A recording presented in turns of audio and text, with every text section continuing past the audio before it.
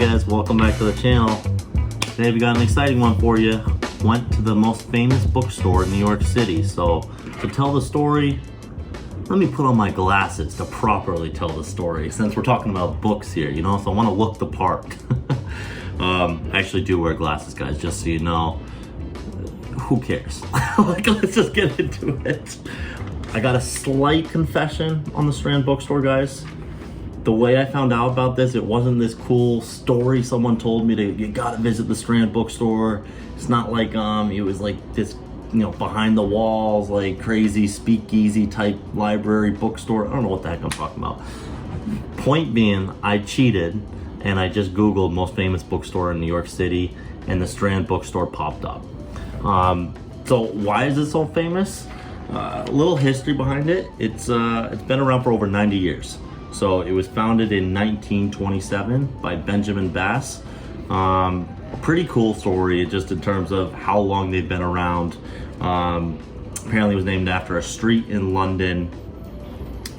Several movies have been filmed there, like 6 Degrees of Separation, Julie and Julia, and Remember Me. So there's some cool history to this bookstore.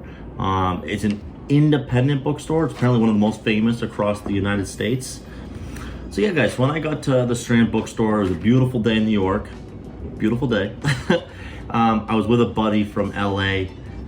He came out to visit me for the weekend, so you know, I wanted to get a real estate book. So I was excited to go there, go check it out, see what they had to offer. You walk into the Strand, first of all, outside they have a bunch of books, like $3 to $7. Really cool. Again, I didn't check out that section. I failed to check that out. In hindsight, I wish I did check it out, because there might have been some cool stuff that I could have grabbed from just right outside. But then when you walk in the place, it does have a similar feel to like a Barnes & Noble, where they have the tables of recommendations and, like, you know, this category and this genre and what's popular right now, what just came out, new authors, staff picks, all that. So it does a good job. Of course, there's a bunch of touristy things or smaller items you get, like tote bags and like mugs and stuff like that, games, all that's there as well.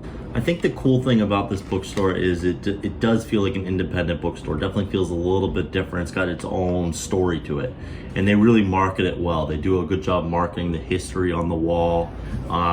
You know, it does feel very different than like a Barnes & Noble type of experience. So it was cool. It was definitely worth visiting. I will say, however, it felt a little touristy. Definitely felt a little touristy. Didn't feel like all locals went there.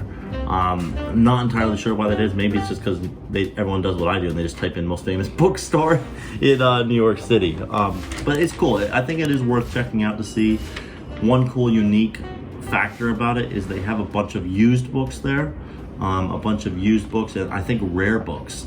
They have a ton of rare books, and I didn't explore that section the most. I don't have the most knowledge about it, but I did notice that they really pride themselves on finding like gems and like old books and just rare novels. So I would definitely check out that section. I wish I checked it out a little more. I would say when I'm filming for episodes, sometimes I get caught up on filming the episode that I forget to actually check out things I want to in the places I go. So that's one thing I need to work on here.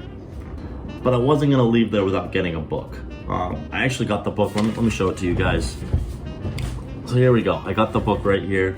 It's called The Peking Express by James M. Zimmerman, and really cool. This is called a non-fiction thriller. Not my normal type of book, but for those of you who watched my other episode of my New Year's resolutions, this was one of them. I wanted to read 4 new books in different genres than my normal. My normal is just like self-improvement books. So I wanted to give this a go. It kind of got me with the beginning, you know, the bandits who stole a train, stunned the West, and broke the Republic of China. That got me, you know, and I read a little bit, and it reads from like the main point of character who's in China, and it's based on a true event of this hijacking of a train in 1927 that I think led to a war. Don't quote me on that. I haven't read it yet, but looks interesting. So I'm excited to read it. But anyways, back to the Strand Bookstore. I wasn't gonna leave there without getting a book, so I got a book. Really excited about it. But yeah, overall thoughts, guys. Definitely felt a little touristy. I think it is a place you should go. to check out. Maybe you'll love it. Maybe you'll love how different it is. I will say I liked how it did feel different than a Barnes & Noble. Barnes & Noble, it's hard for me to say I like it more. I just like it because it is,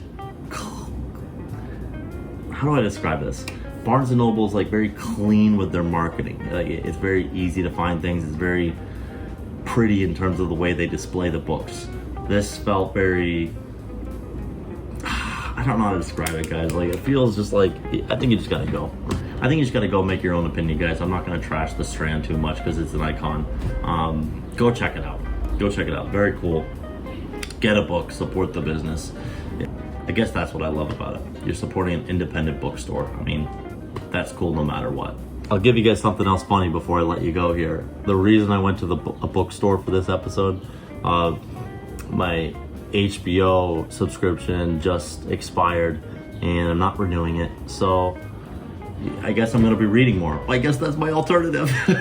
Like, I'm trying to save some money right now, so cutting the subscriptions down. Cutting the subscriptions, saving money, monetizing YouTube. Here we go. And like always, go ahead, like, comment, and subscribe. Happy to help answer your questions, guys. All right, see you next time.